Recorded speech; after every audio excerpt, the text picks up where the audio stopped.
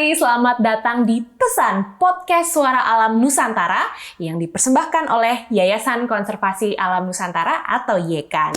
Nah, di episode yang pertama alias perdana ini, temanya bakal spesial banget. Kita bakalan ngomongin soal hutan, karena tanggal 21 Maret 2023 kita lagi ngerayain nih Hari Hutan Sedunia. Dan kali ini, tahun ini temanya adalah hutan dan kesehatan. Katanya kalau hutannya sehat, kita manusianya juga sehat. Bener nggak tuh? Nah, makanya topik yang bakal kita bahas hari ini adalah warga urban juga butuh hutan, bener nggak tuh? Nah, kita bakal bahas nih sama expertnya. Tapi sebelumnya perkenalkan, aku Fania. Aku adalah Nature Ambassador dari Yayasan Konservasi Alam Nusantara. Dan kali ini aku tidak sendiri, tentu saja sudah bersama Pak Ruslandi, selaku Direktur dari Program Terrestrial YKAN. Apa kabar Pak Ruslandi? Baik Mbak Fania. Luar biasa. Ya. Ini kita udah langsung ditemani sama ahlinya dan kita bakal ngomongin soal hutan. Tapi sebelum itu Pak, mungkin boleh nih Pak diperkenalkan ke sahabat lestari YKAN itu, Yayasan Konservasi Alam Nusantara itu siapa dan bergerak di bidang apa, biar teman-teman tahu dulu nih. Ya, terima kasih Mbak Fania. Ya, jadi saya sampaikan bahwa YKAN atau Yayasan Konservasi Alam Nusantara merupakan lembaga nirlaba itu ya, yang berbasis sains atau ilmiah yang hadir di Indonesia sejak tahun 2014. YKAN memiliki misi untuk melindungi wilayah daratan dan lautan sebagai sistem penyangga kehidupan. YKAN memberikan solusi inovatif demi mewujudkan keselarasan alam dan manusia melalui tata kelola sumber daya alam yang efektif, mengedepankan pendekatan yang non-konfrontatif, serta membangun jaringan kemitraan dengan seluruh stakeholder untuk Indonesia yang lestari. Nah Pak Ruslandi, ini kan kita orang kota, orang urban, rasanya nggak relate sama hutan. Kayak jauh gitu Pak, kita merasa kayak ya udah apa yang terjadi di hutan, kita baik-baik aja di kota gitu kan Pak, jadi kurang relate. Nah tapi kalau Pak Ruslandi sendiri, apa sih Pak yang bikin Bapak tertarik tentang hutan? Dan kita pengen tahu juga sebetulnya sekarang kondisi landscape-nya itu seperti apa, terutama hutan di Indonesia ya Pak. Ya, terima kasih Mbak Fania atas pertanyaannya. Jadi mengapa saya tertarik terhadap hutan gitu ya? Jadi memang sejak kecil saya tinggal di desa di mana banyak pepohonan gitu ya di sekitar tempat saya tinggal, dan itu membuat saya sejak kecil suka dengan hutan. Kemudian tentunya saya juga melanjutkan gitu ya kecintaan saya terhadap hutan itu dengan belajar di bidang kehutanan, dan sampai sekarang pun saya bekerja gitu ya untuk terus belajar dan berupaya untuk melindungi hutan. Konsisten banget nih ya Pak ya. Dari kecil sampai pendidikan bahkan berkarirnya pun ya Pak. Ya, kemudian ya sekarang kalau kita bicara tentang hutan gitu ya Mbak di Indonesia, nah ini pemerintah Indonesia sebenarnya sudah menetapkan gitu kawasan hutan itu kurang lebih 60% dari daratan Indonesia. Jadi sekitar 120 juta hektar gitu ya, wilayah daratan Indonesia ini ditetapkan sebagai kawasan hutan. Dan berdasarkan fungsinya, hutan di Indonesia dikelompokkan menjadi 3. Jadi yang pertama adalah hutan konservasi, kemudian hutan lindung, dan hutan produksi. Dan hutan produksi sendiri menempati sekitar 57% dari total kawasan hutan yang ada di Indonesia.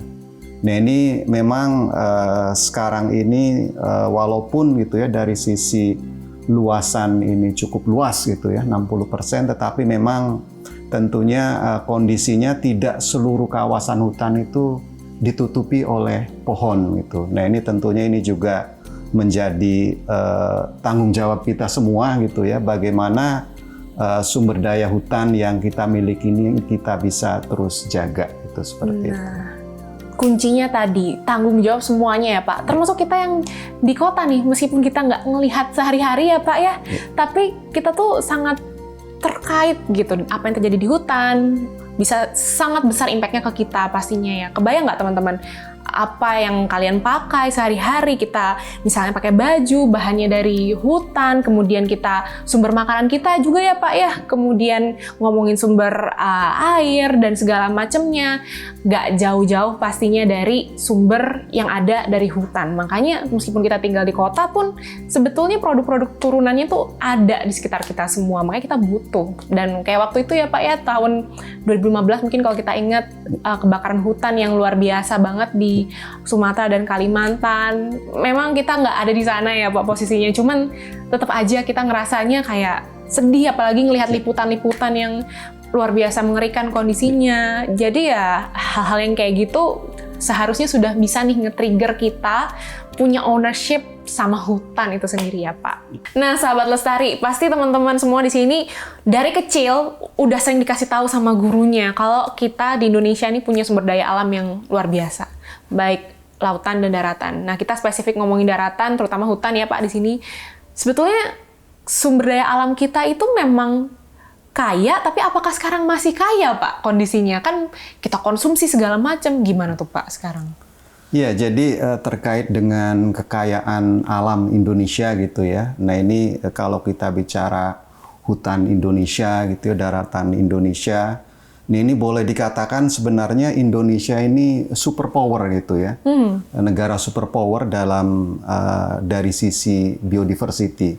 Karena dengan luasan yang hanya sekitar 1,2% gitu ya dari luasan daratan dunia. Misalnya Indonesia memiliki sekitar 12% mamalia yang ada di dunia, juga memiliki 16% reptil yang ada di dunia gitu ya. Terus juga 17% dari burung-burung yang ada di dunia, ada juga 10% jenis tumbuhan gitu yang ada di dunia, dan juga kita memiliki sekitar 25.000 tumbuhan berbunga itu, di mana 55% dari tumbuhan berbunga yang ada itu adalah endemik. Dan yang terakhir itu ya, nah ini walaupun luasan daratannya kecil, Indonesia memiliki hutan tropis terluas ketiga di dunia. Luar biasa. Indonesia kita banyak ya yang kita punya, hampir semua kita sikat nih. Sahabat lestari, kita punya semuanya, meskipun memang lahannya tadi cuma sekitar 1% ya Pak dari seluruh total luasan di dunia ini gitu. Wow, jadi kita harus bersyukur nih. Cuman kadang-kadang bingung nih Pak, kita warga urban kayak rasa syukurnya gimana ya? Emang kita merasakan manfaatnya langsung gitu ya? Gimana caranya kita bisa menjaga, bersyukur? Tapi kalau kita nggak ngerti manfaatnya kan juga ngapain juga gitu ya Pak? Mungkin bisa diceritain dulu apa sih Pak manfaat dari hutan langsung ke kita-kita? Ya, jadi manfaat hutan ini kalau kita bicara secara garis besar dulu gitu ya. Nah ini dunia ini saat ini menghadapi dual krisis gitu ya Mbak. Jadi krisis perubahan iklim atau climate change dan kehilangan biodiversity atau keanekaragaman hayati. Nah ini hutan ini itu bisa berfungsi gitu ya sebagai solusi keduanya. Nah ini makanya bagaimana hutan ini penting gitu ya manfaatnya. Jadi tentunya ini untuk seluruh umat manusia di dunia. Dan kemudian kalau kita bicara secara spesifik misalnya untuk masyarakat yang berada di perkotaan, nah ini walaupun secara tidak langsung ataupun langsung gitu ya Mbak, kita merasakannya. Misalnya contohnya adalah oksigen gitu ya yang kita hirup setiap saat. Nah ini sebenarnya ini juga hasil dari hutan gitu ya yang bisa menyerap karbon dioksida dari udara dan kemudian menghasilkan oksigen yang kita nikmati gitu ya. Kemudian juga misalnya sumber air. Nah ini tidak terasa misalnya kita minum gitu ya dari seperti minuman kemasan gitu ya. Nah ini kalau kita lihat prosesnya bahwa minuman kemasan ini sumbernya adalah dari sumber mata air gitu ya, yang itu juga berasal dari hutan. Dan yaitu hal lain misalnya adalah obat-obatan gitu ya. Yang kita kalau sakit minum, nah ini juga banyak dari obat-obatan ini dihasilkan dari tumbuhan-tumbuhan gitu ya yang ada di hutan. Belum lagi juga tentunya di rumah gitu ya yang kita tempati, bahan-bahan bangunan juga tentunya ini berasal dari hutan juga. Kemudian di dalamnya ya itu ada furniture misalnya, produk-produk hutanan atau kerajinan. Nah ini juga semuanya berasal dari hutan. Dan bahkan misalnya bahan makanan yang kita konsumsi sehari-hari itu ya. Nah ini juga banyak juga yang dihasilkan dari hutan gitu. Nah ini kurang lebih jadi beberapa contoh gitu ya manfaat hutan terhadap masyarakat yang tinggal di perkotaan atau di urban. Iya, tadi kan 2 yang pertama tuh yang pengen saya highlight nih Pak sama Sahabat Lestari ya, oksigen sama air. Coba Sahabat Lestari, bisa nggak hidup tanpa itu? Nggak bisa kan? Sekarang mungkin kelasnya gratis ya Pak ya, nafas gratis.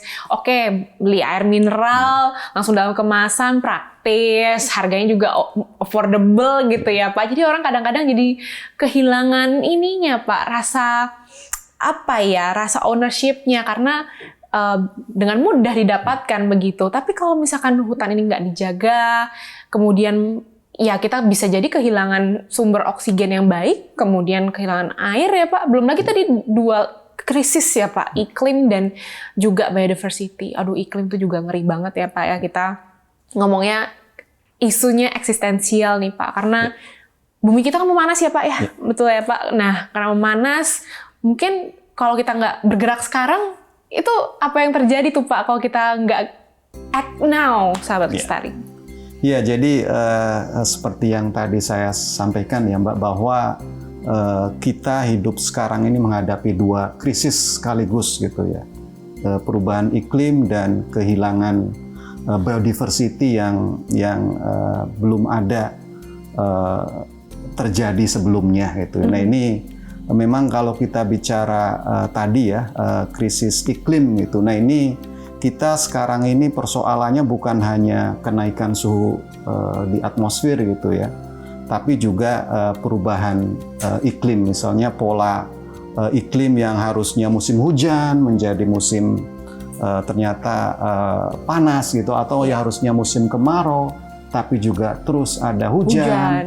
Nah ini yang kalau di negara yang 4 musim gitu ya, musim yang harusnya sudah mulai musim semi, sudah mereka menanam gitu ya, tetapi tiba-tiba turun salju gitu. Nah ini yang jadi persoalan juga, sehingga terjadi misalnya kegagalan tanaman gitu, seperti itu. Nah ini yang tentunya itu adalah sesuatu yang kita hadapi saat ini dan harus kita tanggulangi bersama-sama gitu ya.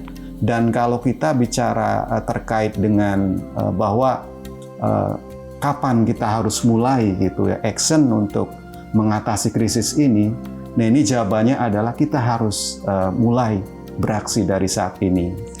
Now, karena dari berbagai ahli bahwa kalau kita tidak melakukan apapun gitu ya sampai dengan 2030, nah ini kita akan terlambat seperti itu. Dan kalau terlambat gitu ya,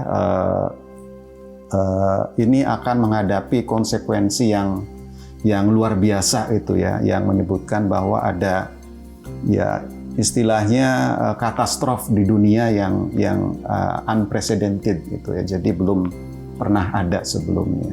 Kayak mungkin heat wave gitu kali ya Pak, yang biasanya jangankan nanti nunggu makin parah krisis iklimnya, sekarang aja heat wave bisa bikin banyak orang meninggal gitu ya Pak, korban akibat heat wave misalnya. Ya kita mungkin aja melihat heat wave yang lebih parah kalau kita nggak beraksi apa-apa sekarang gitu. Dan juga kayak bulan Maret ini masih ada tuh di Eropa masih salju, padahal kan udah harusnya musim semi ya Pak ya. Jadi pergeseran dari iklim, perubahan iklim ini nampaknya nyata, dan jangan sampai kita terlambat. takutnya bumi ini sudah nantinya kita nggak bisa tempatin lagi, teman-teman sahabat lestari, seperti itu. Tadi kan udah diingetin kalau kita harus beraksi sekarang juga. Nah, aksi seperti apa sih Pak Ruslandi yang kita harus lakukan untuk melestarikan hutan? Ya, jadi untuk aksi tadi tentunya ini adalah menjadi tanggung jawab bersama gitu ya. Terkait dengan hal ini tentunya ada pihak produsen dan juga konsumen yang tentunya keduanya harus bertanggung jawab gitu ya. Seperti juga kalau kita mengacu ke SDG nomor 12 ya, terkait dengan responsible consumption and production. Nah ini tentunya kalau dari sisi produsen gitu ya. Nah ini tentunya berbagai pihak yang terlibat dalam proses produksi gitu ya, tentunya dari pemerintah gitu ya, yang mengeluarkan kebijakan-kebijakan bagaimana agar produksi ini dilakukan secara lestari gitu ya, dan khusus untuk sektor hutanan misalnya ada kebijakan pengelolaan hutan produksi lestari gitu. Nah ini dari sisi pemerintah, kemudian juga dari sisi tentunya pelaksana usahanya gitu. Ini juga. Nah ini kalau kita bicara tentang tadi pengelolaan hutan lestari gitu. Nah ini sebenarnya kalau kita lihat definisinya bahwa pengelolaan hutan lestari adalah pengelolaan hutan gitu ya yang sedemikian rupa sehingga kita bisa menghasilkan produk dan jasa secara terus-menerus gitu ya, tanpa menimbulkan dampak negatif yang tidak diinginkan terhadap lingkungan dan sosial. Nah ini dalam implementasinya itu mencakup 3 pengelolaan. Jadi pengelolaan aspek produksinya, aspek lingkungan, dan juga aspek sosial. Berarti nggak bisa sembarangan ya Pak, kalau produsen mau memanfaatkan hutan nih, ada batasan-batasan yang sudah diatur sama pemerintah, kurang lebih gitu ya Pak ya. Nah, mungkin sebelum masuk ke konsumen, tadi kan Bapak juga mention bahwa konsumen kita nih, kita juga bertanggung jawab loh sahabat lestari, tapi kita pengen tahu Pak, Yekan sendiri apa perannya untuk melestarikan hutan? Ya, jadi peran Yekan dalam tentunya kami membantu pemerintah gitu ya dalam menerapkan pengelolaan hutan lestari. Nah ini program Yekan saat ini terkait dengan pengelolaan hutan lestari, khususnya di hutan alam ini ada 2 gitu. Jadi yang pertama, kalau kita bicara pengelolaan hutan di hutan produksi, itu tadi salah satu produknya adalah kayu gitu ya. Nah ini ketika kita mengambil kayu dari hutan, ini bisa menimbulkan kerusakan itu pada hutan. Nah ini yang Yekan lakukan saat ini adalah bagaimana agar itu ya kerusakan yang ditimbulkan akibat pengambilan kayu dari hutan ini bisa diminimalkan. Jadi saat ini Yekan mengembangkan metodologi itu ya yang kita sebut reduce impact logging carbon. Jadi bagaimana kita bisa mengambil kayu dari hutan secara berkelanjutan dan juga meminimalkan dampaknya terhadap lingkungan sehingga hutan yang diambil kayunya tadi itu bisa recover atau pulih dengan cepat. Itu yang pertama. Kemudian yang kedua, bahwa hutan juga menghasilkan bukan hanya kayu, tapi lebih banyak lagi, ada produk yang lain, jasa yang lain. Nah ini sejalan dengan kebijakan pemerintah saat ini terkait dengan multi usaha di bidang kehutanan. Nah ini Yekan juga sedang mengembangkan percontohan bagaimana kita bisa melakukan pengelolaan hutan lestari dan juga menguntungkan dengan strategi menerapkan multi usaha kehutanan. Oke, jadi Yekan ini memberi saran gitu ya Pak sama pemerintah, gimana sih cara mengelola hutan supaya bisa tetap dimanfaatkan nih, tapi nggak hilang gitu aja. Karena kan kalau misalkan kita memanfaatkannya terlalu berlebihan, ya nanti keburu habis gitu Pak, nggak sempat recover, terus kita masih butuh gitu kan, jadinya nggak berkelanjutan juga produknya buat kita manfaatkan sehari-hari kan, sahabat lestari. Nah, oke, itu tadi udah dari pemerintah, udah dari sisi Yekan. Kita nih Pak, sebagai individu, apa yang harus kita lakukan? Karena kan kita ngomongin supply and demand ya, nggak mungkin produsen mensupply atau memproduksi kalau nggak ada permintaan dari market alias dari kita. Nah, gimana caranya kita menjadi konsumen yang cerdas untuk tetap menjaga kelestarian hutan itu? Ya, jadi memang kalau kita bicara tadi ya, tanggung jawab ini menjadi tanggung jawab bersama, termasuk juga kita sebagai konsumen gitu ya. Nah ini saya pikir bagi kita yang di perkotaan gitu ya, nah ini tentunya simple saja gitu ya. Jadi kita bisa menjadi responsible konsumen gitu, di mana kita terus berupaya gitu ya membeli produk-produk yang dihasilkan dari proses yang lestari tadi gitu ya. Oh, gimana cara taunya tuh Pak? Prosesnya lestari apa enggak? Kan kita nggak bisa ngecek ya Pak ya? Ya, memang kalau kita lihat gitu ya, misalnya untuk produk yang kita pakai sehari-hari ya, misalnya kayu untuk furniture gitu ya, kemudian kertas yang kita pakai. Nah ini ada logo FSC biasanya gitu ya. FSC. Jadi oke. Forest Stewardship Council. Oke, Forest Stewardship Council itu sertifikasi yang memastikan nih Pak prosesnya benar-benar sustainable gitu ya Pak? Ya, betul, untuk bidang kehutanan, untuk produk kehutanan gitu ya. Sementara untuk yang misalnya kita juga sering menggunakan minyak goreng ya. Oh, oke, minyak goreng. Oh, hutan diubah menjadi ini ya Pak ya, misalkan perkebunan sawit untuk kita konsumsi minyak gorengnya. Gimana tuh Pak? Ya, kalau ini itu? juga untuk produk sawit. Nah ini ada juga produk yang dianggap sebagai diproduksi dengan secara lestari. Nah itu kalau kita logonya gitu ya, penandanya ada disebutnya RSPO. RSPO tuh, ya, jadi Roundtable Sustainable Oil Palm. Oke, nah itu ya. Udah kebayangkan sahabat lestari kalau belanja minyak goreng, cari tuh yang ada logonya Roundtable Sustainable Oil Palm ya? Palm oil ya Pak ya? Oke, RSPO. Jadi tadi kalau mau beli minyak goreng, cari yang logonya RSPO. Kalau mau beli furnitur atau kertas, tadi FSC. Nah, itu tuh sahabat lestari itu perlu dicatat next time. Belanja harus dibawa catatannya, oke?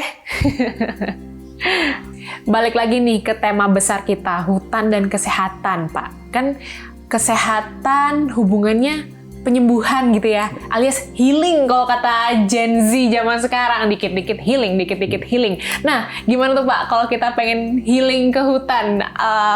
Bagaimana sih, apa manfaatnya, terus bagaimana do's and don'ts misalnya, atau kita bisa kemana gitu Pak? Iya. Ya, jadi kalau kita bicara tadi ya healing bagi kita yang tinggal di perkotaan gitu ya, dan tentunya banyak ya teman-teman masyarakat di kota, wah ini hutan kan jauh gitu ya. Nah ini sebenarnya kita mengenal istilah hutan kota gitu. Jadi seperti apa sih hutan kota? Nah ini sebenarnya hutan kota ini adalah sama gitu ya, hutan seperti pada umumnya, tetapi berlokasi di wilayah urban gitu, di wilayah perkotaan. Nah ini tentunya karena letaknya yang dekat gitu ya dengan pemukiman.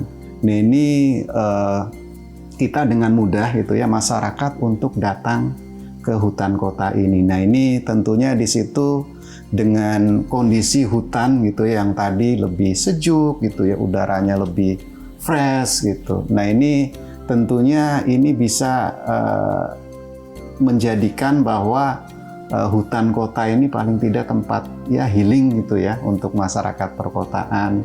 Dan juga itu ya ketika misalnya masyarakat kota yang hidup individualis gitu ya. Nah ini tentunya dengan adanya hutan kota, katakanlah banyak orang datang ke situ, dan ini juga menjadi tempat untuk interaksi sosial gitu ya, Mbak. Sehingga tentunya ini juga dari sisi kesehatan mental gitu ya, ini juga akan bisa gitu ya membantu gitu ya terkait dengan tadi proses healing untuk yang bersifat mungkin psikologis atau mental.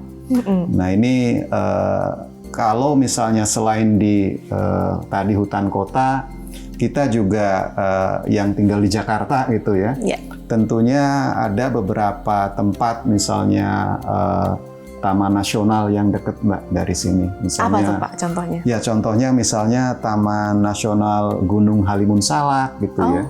Terus Gunung Gede Pangrango. Gunung Gede Pangrango. Saya ke sana tuh, Pak. Tahu banget saya ke sana.